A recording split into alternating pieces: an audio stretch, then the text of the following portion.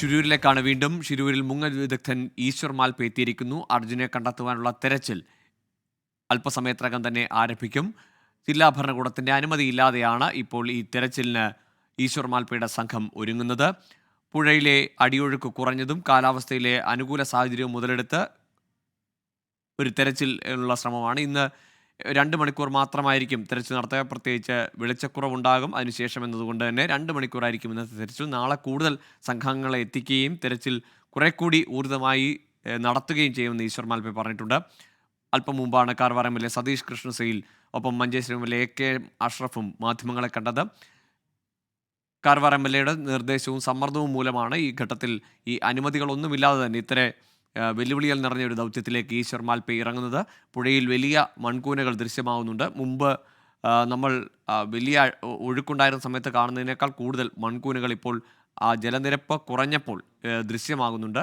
അവിടെ ഈ മൺകൂനകൾക്കിടയിലേക്ക് അല്ലെങ്കിൽ മണ്ണ് നീക്കിയുള്ള പരിശോധന അതെങ്ങനെ സാധ്യമാകുമെന്ന ചോദ്യം ഇപ്പോഴും ബാക്കിയാണ്. ഡ്രഡ്ജർ ഉൾപ്പെടെയുള്ള സംവിധാനങ്ങൾ കേരളം എത്തിച്ചു നൽകിയില്ല എന്ന് കുറ്റപ്പെടുത്തുന്നുണ്ടായിരുന്നു കാർവാർ എം.എൽ.എ. അക്കാര്യത്തിൽ കേരളത്തിൻ്റെ ഭാഗത്തുനിന്ന് ഒരു സഹകരണം ഉണ്ടായില്ല, വാഗ്ദാനത്തിനപ്പുറം എന്നത് അദ്ദേഹം പറയുകയും ചെയ്തു. പക്ഷേ ഏതായാലും ഈ നിമിഷം അല്ലെങ്കിൽ ഈ മണിക്കൂറിൽ വരുന്ന പ്രതീക്ഷ അത് ഈശ്വർ മാൽപേയാണ്. ഈശ്വർ മാൽപേ വീണ്ടും ഒരു സാഹസികമായ വെല്ലുവിളി നിറഞ്ഞ ഒരു ദൗത്യത്തിന് ഇറങ്ങുകയാണ്. അത് ജില്ലാ ഭരണകൂടത്തിൻ്റെ അനുമതിയില്ലാതെ, നാവികസേനയുടെ സാന്നിധ്യമില്ലാതെയാണ് ഇപ്പോൾ ഈ തെരച്ചിലിനായി ഈശ്വർ മാൽപേ ഇറങ്ങുന്നത്.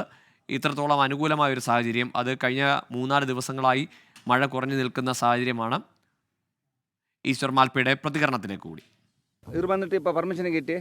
ഇപ്പോൾ 2 നാൾ ഇന്ന് പിന്നെ നാളെ നാടത് 2 നാൾ 3 നാൾക്ക് നമ്മളിവിടെ തേടും എന്നുണ്ടെങ്കിൽ അവിടെ കീഴെ അർജുന് പിന്നെ ലോകേഷ് ജഗന്നാഥ് 3 നാൾ ഇവിടെ കിടച്ചില്ല.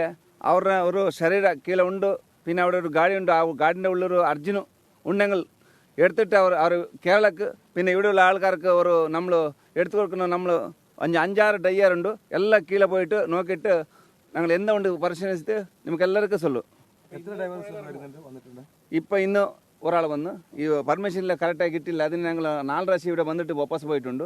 ഇപ്പം നമ്മൾ സാർ ഇപ്പോൾ ആക്കി നാളെ കാലിൽ പിന്നെ 4 ഡ്രൈവർ എക്സ്ട്രാ വരും. ഒരു 5 ഡ്രൈവർ കീഴെ പോകും. ഇപ്പോൾ തുടങ്ങും. ഇപ്പോൾ വെള്ളം കെട്ടിക്കൊണ്ടിരുന്നു. സമയം 3-3:30 ആച്ചാൽ കാലിലെ തുടങ്ങും എന്നെങ്കിൽ. ഇപ്പം നാളെ കാലിലെ 8 മണിക്ക് തുടങ്ങും. ഇപ്പോൾ ഒരു ഡേ ആക്കും. ഇപ്പോൾ ഞങ്ങൾ ഒരേ ഡയർ இருக்குது.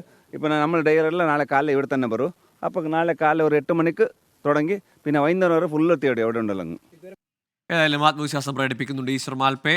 അങ്ങനെ ഈ പുഴയിലേക്ക് ഇറങ്ങുകയാണ്. നാളത്തേക്ക് കാത്തു നിൽക്കുന്നില്ല. അനുമതി അല്ലെങ്കിൽ അത് വാക്കാലുള്ള അനുമതിയെങ്കിലും എം.എൽ.എയുടെ ഭാഗത്തുനിന്ന് കിട്ടുന്ന ആ നിമിഷം തന്നെ ഈശ്വർ മാൽപേ ഇറങ്ങുന്നു. കഴിഞ്ഞ കുറേ ദിവസമായി അദ്ദേഹം കാത്തിരിപ്പിലാണ്. അവിടെ എത്തുമ്പോൾ പോലും ജില്ലാ ഭരണകൂടം അങ്ങനെ ഒരു തെരച്ചിലിന് അനുമതി നൽകുന്നില്ല. പോലീസ് തടയുന്നു, നാവികസേന വിലക്കുന്നു. അതിനെല്ലാം ഭേദിച്ചുകൊണ്ട് ഇപ്പോൾ സ്വാഭാവികമായി അർജുൻ്റെ കുടുംബത്തിനടക്കം വലിയ പരാതിയും സമ്മർദ്ദവും ഒക്കെ ഉണ്ടായിട്ടുണ്ട്. ഏതായാലും ഒടുവിൽ അവിടെ ഈ ദൗത്യം എങ്ങനെ തുടരുമെന്നത് സംബന്ധിച്ചുള്ള ആശയക്കുഴപ്പങ്ങൾക്കിടയിലും ഒടുവിൽ ഈശ്വർ മാൽപേ വീണ്ടും തെരച്ചിലിനിറങ്ങുകയാണ്. ഇനി അടുത്ത വാർത്താ ബുള്ളറ്റിനിൽ ന്യൂസ് ഈവനിങ്ങിൽ അനുജ രാജേഷ് എത്തും. നമസ്കാരം.